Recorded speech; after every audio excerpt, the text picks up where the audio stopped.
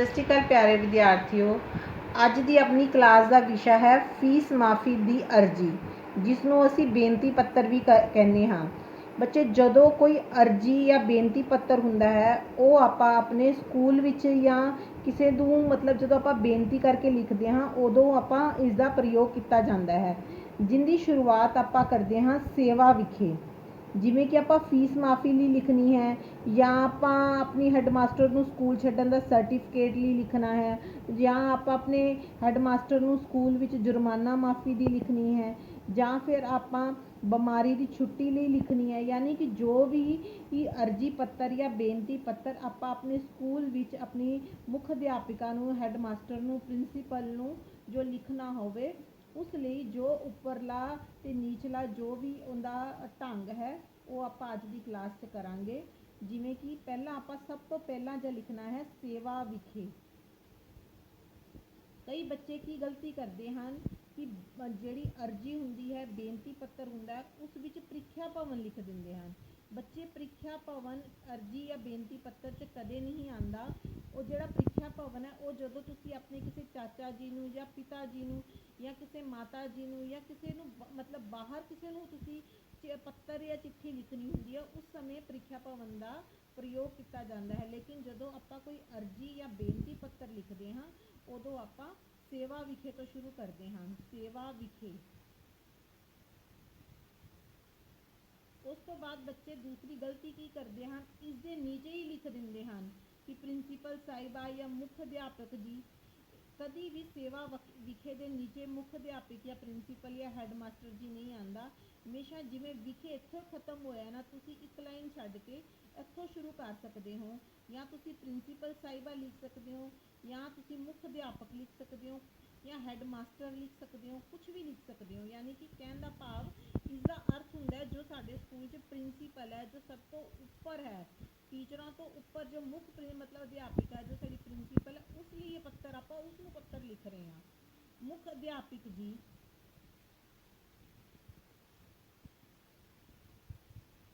ਜਿਵੇਂ ਕਿ ਸਭ ਨੂੰ ਪਤਾ ਹੈ ਕਿ ਆਪਣਾ ਜਿਹੜਾ school DAV police public school ਹੈ, ਉਸ ਵਿੱਚ ਮੁੱਖ ਅਧਿਆਪਿਕਾ ਜੀ ਹਨ। ਅਧਿਆਪਕ ਨਹੀਂ, ਅਧਿਆਪਿਕਾ ਜੀ ਹਨ।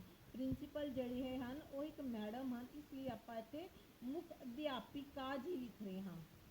ਮੁੱਖ ਅਧਿਆਪਿਕਾ ਜੀ। ਉਸ ਤੋਂ ਬਾਅਦ ਕੋਮਾ। ਉਸ ਤੋਂ ਬਾਅਦ ਤੁਸੀਂ ਆਪਣੇ ਸਕੂਲ ਦਾ ਨਾਮ ਲਿਖ ਸਕਦੇ ਹੋ। ਜਿਵੇਂ ਇੱਥੇ ਆ ਗਿਆ ਸਕੂਲ,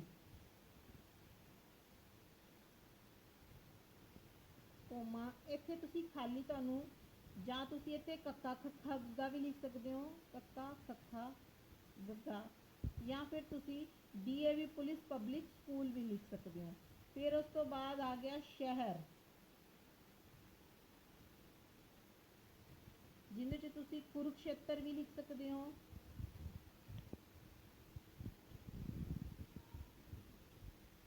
ਜਾਂ ਫਿਰ ਤੁਸੀਂ ਊੜਾ ਐੜਾ ਵੀ ਲਿਖ ਸਕਦੇ ਹੋ ਕਿ ਤੁਸੀਂ ਪੱਤਰ ਲਿਖ ਰਹੇ ਹੋ, ਤੁਸੀਂ ਇਹ ਦੱਸਣਾ ਨਹੀਂ ਚਾਹੁੰਦੇ ਕਿ ਮੈਂ ਆਪਣਾ ਸ਼ਹਿਰ ਦਾ ਨਾਮ ਨਹੀਂ ਦੱਸਣਾ ਚਾਹੁੰਦੇ, ਤੇ ਊੜਾ ਐੜਾ ਵੀ ਲਿਖ ਸਕਦੇ ਹੋ। ਉਸ ਤੋਂ ਬਾਅਦ ਬੱਚੇ, ਜਿੱਥੋਂ ਆਪਾਂ ਸੇਵਾ ਵਿਖੇ ਸ਼ੁਰੂ ਕੀਤਾ ਹੈ, ਉਸੇ ਲਾਈਨ ਤੋਂ ਉੱਥੋਂ ਹੀ ਤੁਸੀਂ ਵਿਸ਼ਾ ਲਿਖਣਾ ਹੈ। ਯਾਨੀ ਕਿ ਸਬਜੈਕਟ, ਵਿਸ਼ਾ। ਕਿ ਤੁਸੀਂ ਜਿਹੜਾ ਤੁਹਾਡੇ ਇਹ ਪੱਤਰ, ਇਹ ਬੇਨਤੀ ਪੱਤਰ ਲਿਖਣ ਦਾ, ਇਹ ਅਰਜੀ ਲਿਖਣ ਦਾ ਵਿਸ਼ਾ ਕੀ ਹੈ, ਕਿਉਂ ਲਿਖ ਰਹੇ ਹੋ, ਤੁਸੀਂ ਕੀ ਚਾਹੁੰਦੇ ਹੋ। ਤੁਸੀਂ ਛੁੱਟੀ ਲੈਣਾ ਚਾਹੁੰਦੇ ਹੋ, ਤੁਸੀਂ ਜੁਰਮਾਨਾ ਮਾਫ ਕਰਾਉਣਾ ਚਾਹੁੰਦੇ ਹੋ, ਤੁਸੀਂ ਸਕੂਲ ਦਾ ਸਰਟੀਫਿਕੇਟ ਲੈਣਾ ਚਾਹੁੰਦੇ ਹੋ, ਫੀਸ ਮਾਫ ਕਰਾਉਣੀ ਚਾਹੁੰਦੇ ਹੋ। ਤੁਹਾਡੇ ਵਿਸ਼ੇ ਤੋਂ ਹੀ ਪਤਾ ਚੱਲੇਗਾ ਨਾ ਕਿ ਤੁਹਾਡਾ ਜਿਹੜਾ ਪੱਤਰ ਹੈ, ਜਾਂ ਤੁਹਾਡਾ ਜਿਹੜਾ ਅਰਜੀ ਪੱਤਰ ਹੈ, ਬੇਨਤੀ ਪੱਤਰ ਹੈ, ਇਹ ਕਾਹਦੇ ਵਾਸਤੇ ਹੈ। ਫਿਰ ਵਿਸ਼ਾ। ਜਿਵੇਂ ਇਹ ਪੱਤਰ ਆਪਣਾ ਫੀਸ ਮਾਫੀ ਦਾ ਹੈ,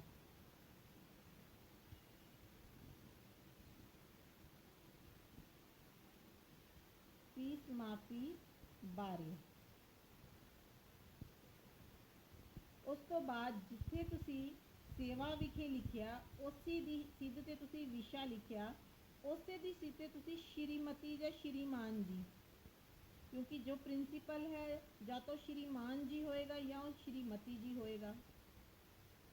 ਜਿਵੇਂ ਕਿ ਸਾਡੀ ਆਪਾਂ ਇੱਥੇ ਅਧਿਆਪਿਕਾ ਲਿਖਿਆ ਹੈ, ਤਾਂ ਆਪਾਂ ਇੱਥੇ ਸ਼੍ਰੀਮਤੀ ਜੀ। ਜੇ ਤੁਸੀਂ ਇੱਥੇ ਪ੍ਰਿੰਸੀਪਲ ਸਾਹਿਬ ਲਿਖਿਆ ਜਾਂ ਹੈਡਮਾਸਟਰ ਸਾਹਿਬ ਲਿਖਿਆ, ਤਾਂ ਤੁਸੀਂ ਇੱਥੇ ਸ਼੍ਰੀਮਾਨ ਜੀ ਵੀ ਲਿਖ ਸਕਦੇ ਹੋ। ਉਸ ਤੋਂ ਬਾਅਦ ਬੱਚੇ, ਇਹ ਲਿਖਣ ਤੋਂ ਬਾਅਦ ਜਿੱਥੇ ਤੁਹਾਡੀ ਸੇਵਾ ਵਿਖੇ ਵਿਸ਼ਾ ਸ਼੍ਰੀਮਤੀ, ਇੱਥੋਂ ਹੀ ਤੁਸੀਂ ਪੱਤਰ ਸ਼ੁਰੂ ਕਰਨਾ ਹੈ। ਬੇਨਤੀ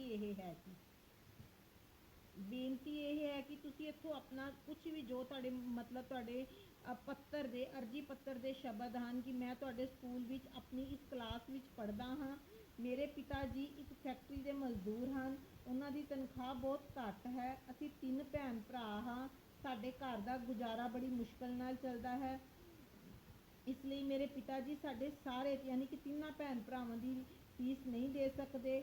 ਮੈਨੂੰ ਉਹ ਸਕੂਲ ਤੋਂ ਹਟਾਉਣ ਬਾਰੇ ਸੋਚ ਰਹੇ ਹਨ, ਲੇਕਿਨ ਮੈਂ ਆਪਣੀ ਪੜ੍ਹਾਈ ਛੱਡਣਾ ਨਹੀਂ ਚਾਹੁੰਦਾ। ਮੈਂ ਆਪਣੀ ਜਮਾਤ ਵਿੱਚ ਹਰ ਸਾਲ ਪਹਿਲੇ ਦਰਜੇ 'ਤੇ ਆਉਂਦਾ ਹਾਂ।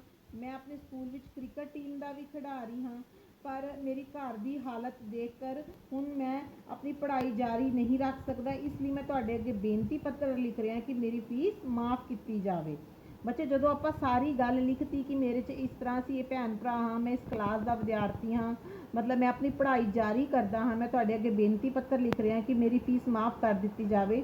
ਉਸ ਤੋਂ ਬਾਅਦ ਤੁਸੀਂ ਜਦੋਂ ਸਪੋਜ਼ ਕਰੋ ਮਾफ़ ਕਰ ਦਿੱਤੀ ਜਾਵੇ, ਤੁਹਾਡਾ ਇੱਥੇ ਖ਼ਤਮ ਹੋਇਆ।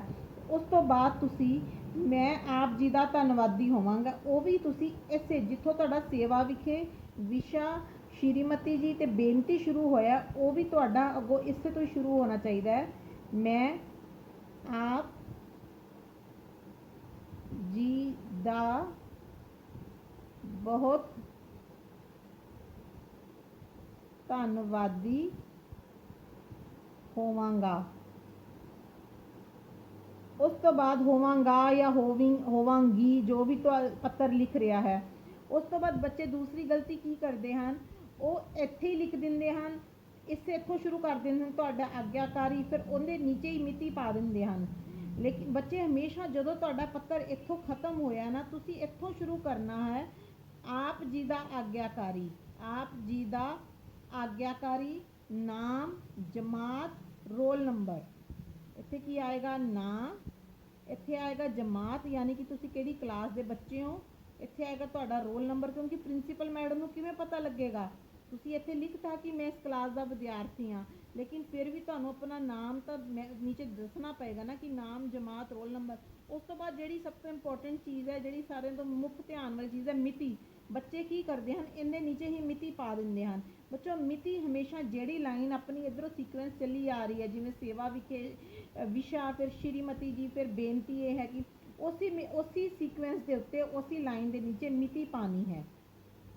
ਮਿਤੀ ਯਾਨੀ ਕਿ ਤਾਰੀਖ, ਤੁਸੀਂ ਕਿਸ ਤਾਰੀਖ ਨੂੰ ਪੱਤਰ ਲਿਖ ਰਹੇ ਹੋ। ਜਿਵੇਂ ਕਿ ਮੰਨ ਲਓ ਮੈਂ ਪੱਤਰ ਮਈ 'ਚ ਲਿਖ ਰਹੀ ਹਾਂ, ਜਿਵੇਂ ਮੰਨ ਲਓ ਅੱਜ 5 ਮਈ ਹੈ, ਮੈਂ ਲਿਖਾਂਗੀ 5, ਫਿਰ ਮੈਂ ਮਈ ਦਾ ਮਹੀਨੇ ਦਾ ਨਾਮ, ਫਿਰ ਕੋਮਾ, ਫਿਰ ਜਿਹੜਾ ਸਨ ਹੈ 2021। ਠੀਕ ਹੈ ਬੱਚੋ, ਇਹ ਤੁਹਾਡਾ ਇਹ ਢੰਗ ਅਰਜੀ ਪੱਤਰ ਲਿਖਣ ਦਾ, ਬੇਨਤੀ ਪੱਤਰ ਲਿਖਣ ਦਾ। ਧੰਨਵਾਦ ਜੀ।